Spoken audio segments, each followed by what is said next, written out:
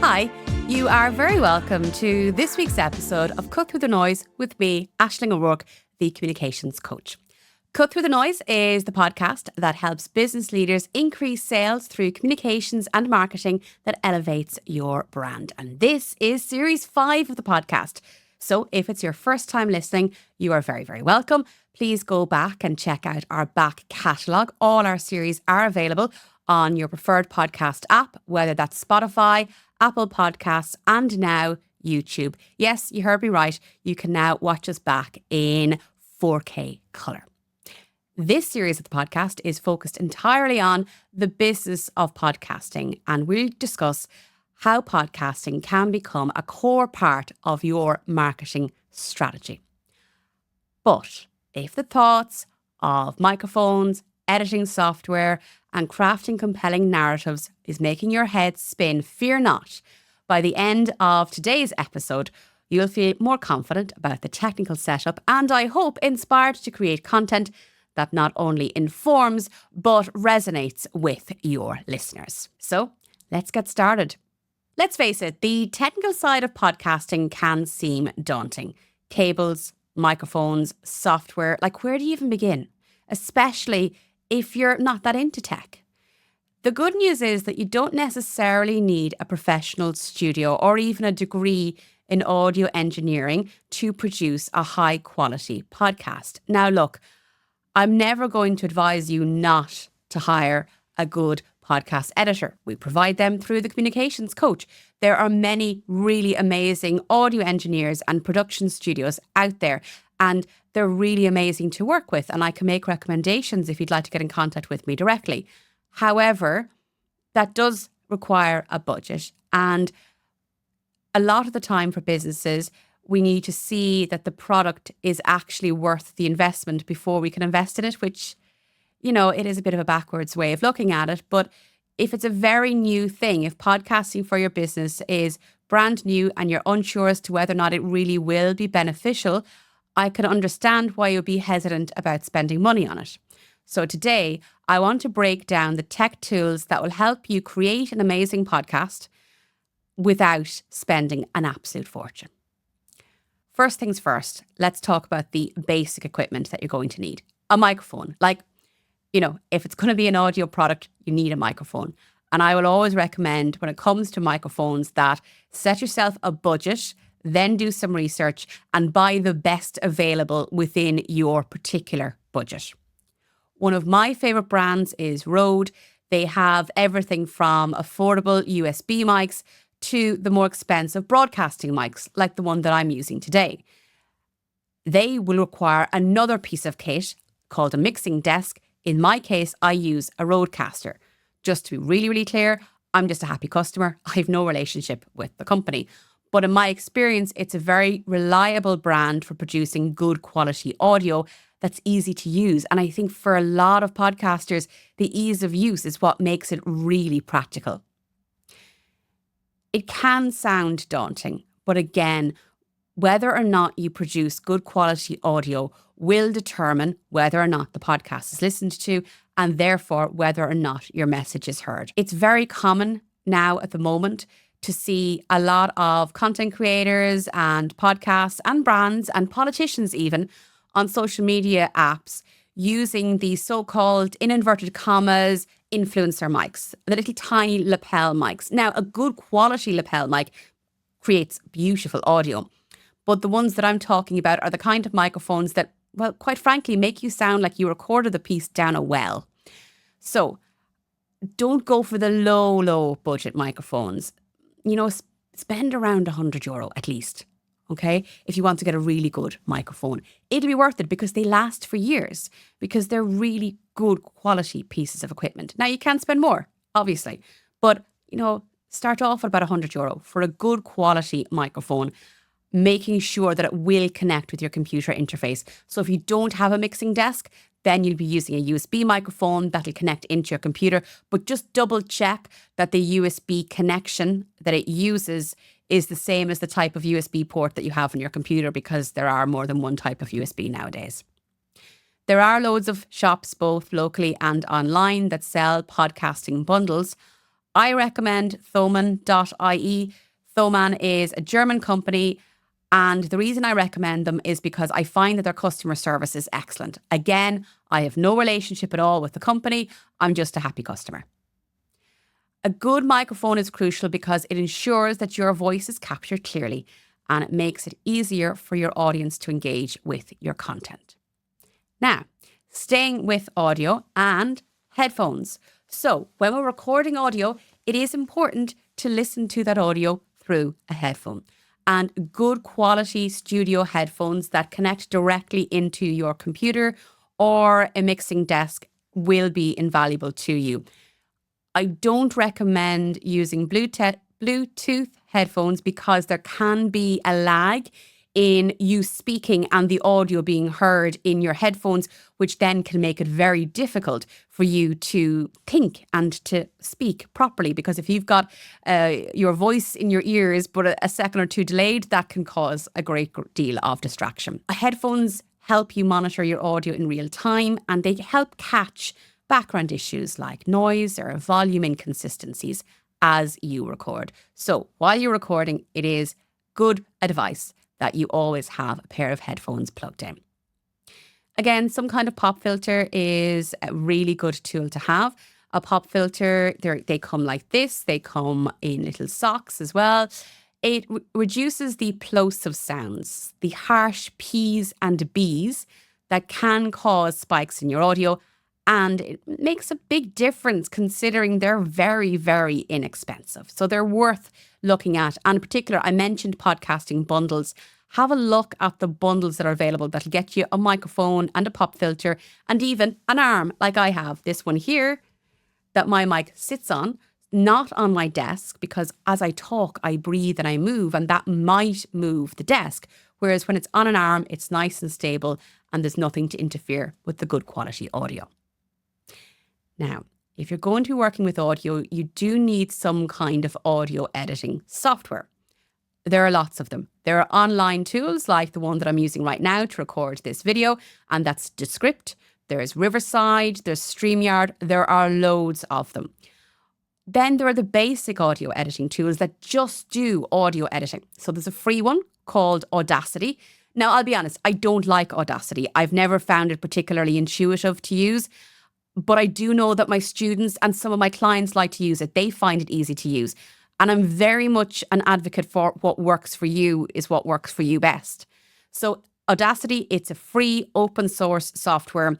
It's frequently used by beginners, and it does offer all the basic features that you need to record and edit your podcast. If you're a Mac user, GarageBand will come pre-installed on the computer. It's intuitive and perfect for simple editing tasks. It's actually quite a good piece of software. A lot of musicians use it when they're making music. But the piece of software that I use to edit audio, because I come from a radio background. So if you've not tuned in here before, I have worked in media now for 20 years in Ireland, and primarily that has been as a news broadcaster on radio. And throughout my career, I've always used Adobe Audition. Back in the day, it was called Cool Edit. It's the same thing in nicer packaging, basically. The thing about it is Adobe Audition offers advanced features and a professional interface. It's an industry standard tool. So if you're hiring an editor, it's more than likely what the editor will be using, but it's part of the Adobe Creative Cloud Suite, which means it's not free. And you have to make the decision as to whether or not you want to invest in it. I will say, though, that if you buy into the Adobe Creative Cloud Suite, they do have a whole range of tutorials available in that are very helpful. I find it a particularly easy software to use, and personally, it's my preferred audio editing software. Again, no relationship with a company at all. And again, there are other options, like I've mentioned, like Riverside and Descript. And Adobe also has its own podcasting platform. So like Descript and Riverside, Adobe Podcasts allows you edit using the actual words, the text on the screen, as opposed to learning how to edit an audio file. The best way to figure this one out, there's two options. Option one, hire somebody, invest in a good editor. As I said, I can set that up for you, no bother, but that creates a budget. The other option is sign up for a couple of free trials. Now, don't sign up for them and forget about them because, we've all been there. But sign up for a couple of free trials, play around with them and see which one is easiest for you to use. Bear in mind, whenever the audio file is complete, you're going to need to export it as an MP3 file in order to upload it onto a podcast hosting platform. The hosting platform that I use is called Acast. And basically, a hosting platform is essentially, it's the online home of your podcast. And from that platform, it will be distributed out to the likes of Spotify, Apple, Outcast, YouTube Music, Amazon Music, all of those platforms, whichever ones you decide that you want it to be distributed to. And you do need a good podcast hosting platform. There are a number of them. Spotify has its own. It used to be called Anchor. Now it's Spotify for podcasters. There is Acast, as I said, that I use. There's also Buzzsprout. The list is endless. HubSpot is another one as well. So again, it's about figuring out which one is easiest for you to use and whether or not then you choose to use one that you have to pay for. Many of them, though, do have, introductory packages that are available for free. So you've got the kit. Now, how to go about making sure that your recording session goes smoothly. First things first, a quiet space. Choose a room with minimal background noise. Turn off any fans. Close the windows, close the curtains, close the blinds. And let anybody else know in your vicinity that you're going to be recording for the next, 90 minutes or whatever it might be. And please do not interrupt me. If it requires putting a sign on the door to remind people, do.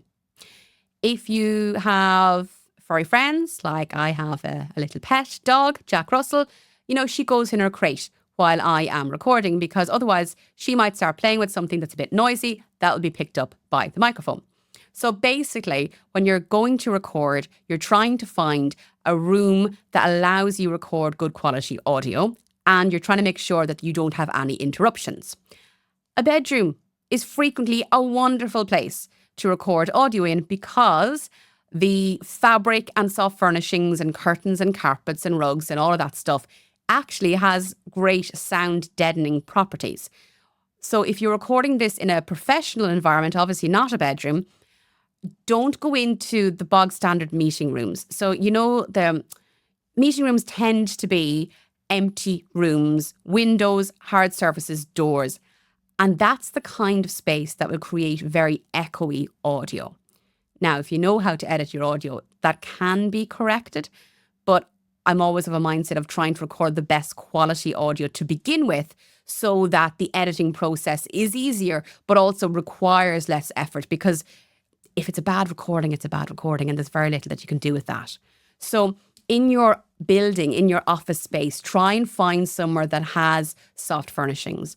It may require getting a bit of, sound deadening foam perhaps, or creating a small enclosed space. Like even, for instance, if you have a closet that's used for storage that really could be cleared out, like could that be a new little podcast booth? What you're trying to find is somewhere that has a nice atmosphere. Test out a recording in it, okay? See what it sounds like. Because if you find it irritating to listen to, you're guaranteed the audience will. Your microphone technique is also an important one. So you want to position your microphone in or around 6 inches away from your mouth. About a fist of a difference. Now, okay, I know everybody's fist is a slightly different size. So about 6 inches. You want to speak directly into the microphone. You want to maintain a consistent distance to keep the audio levels even. You'll notice if you're watching this on a video, I'm maintaining quite a still position, even though I'm aware that you might be watching this on a video and makes it a little bit less interesting to look at. But the point here is that you're trying to keep the audio consistent because the primary audience for this is a podcast. It's an audio audience. So I want to make sure that my levels are even. Many good quality microphones will have an arrow or a mark on the side of them to show you where to direct your voice. It's important that while you're speaking into the microphone, that you're speaking into the correct part of the microphone. Otherwise, the audio will sound absolutely terrible. If you're in doubt about which part of the microphone is the part that you should speak into for your particular device, ask customer service. I mean, you spent money on this. You want to be able to use it to the best of your ability, or you can take a look at YouTube. As I said earlier, monitoring your recording levels is important to avoid distortion. And most software allows you to display your audio levels in real time. And you want to aim for, it's usually, depending on the software, a traffic light system. So you're looking for the green, okay? You don't want it to be too quiet, and you also don't want it peaking into the red. And again, that's where the headphones help as well. Now, look, if you're thinking about creating a podcast, there's so much that you can go wrong. So first things first, try not to overcomplicate it. This is not reinventing the wheel. You can, with a laptop, a good microphone, a USB connection, and a nice quiet room, record a beautiful podcast. So you do not need to spend a fortune on the latest gear. Start simple, and then over time, upgrade. Like at the end of the day, remember that phrase, a bad workman blames his tools? So, learn how to get the best out of the tools that you already have. Again, as I said earlier, hard surfaces can cause echoes. So soft furnishings, curtains, carpets, even cushions, they can help dampen down any unwanted reverberations. And as strange as it may sound, a bedroom, a hot press, a really small closet can be a great space for recording your podcast. Please do a test record. Always do a short test recording before the main session. That helps catch any technical issues up front. Okay? Make sure that you've got it set up correctly for yourself. Make sure that you haven't forgotten how to do something because it's been a while since you last did a recording. Make sure that the computer hasn't done a random update that's changed the settings on the app that you like to use because, that never happens, right? No, but seriously, it is important. Do a test recording. Make sure that you can be heard loudly and clearly. And if you're doing an interview, make sure that the platform you're using to record that interview, whether that's Zoom, Descript, Riverside, StreamYard, whatever the platform is, make sure it's working correctly for you. When you do start the recording, test out your audio levels, and that includes the person that you are interviewing, if it is a guest podcast. So at the beginning of every recording, I always have a chat with my guest. Yes, to be nice and chatty and to enjoy the experience, but also to check their audio levels. And if I'm in doubt, I just simply ask them, listen, how's the weather where you are? We all love to talk about the weather. So it gives me a chance to let the person discuss the weather at length while I play around with my settings on my side of things to make sure that I can hear them loudly and clearly. Now that we've demystified the technical side, I want to focus in our next episode on storytelling. Because at the end of the day, you might have the best equipment and crystal clear sound, but without engaging content, it's challenging to retain listeners. I hope you've enjoyed today's episode, which focused on the technical side of podcasting. And it was absolutely a whistle-stop tour of the technical sides, but it's an introduction. And I want to get you thinking about how easily you can start an amazing podcast. And again, if you want some assistance with it, please do feel free to get in contact with me. You can email me on hello@thecommunicationscoach.ie. I want you to take what we've discussed today and start applying it to your podcasting journey. If you've any questions, get in contact with me by email, as I said earlier, or you can find me on LinkedIn as Aisling O'Rourke. That's AISLING. Don't forget to subscribe through Cut Through the Noise on your preferred podcast app so that you don't miss any of our upcoming episodes. And if you found the podcast valuable, please leave a review and share it with others who might benefit. You can also join our community and get a free press release template to kickstart your journey. Plus, you can gain access to exclusive PR tips and strategies from my 2 decades of experience in media and communications. So after this episode, head over to thecommunicationscoach.ie/release to get your free template. And don't worry, that link will also be in the show notes. Thank you very much for listening to today's episode of Cut Through the Noise. And remember that while content may well be king, clarity is key to making sure that you and your brand stand out from the crowd. Until next time, have a great week.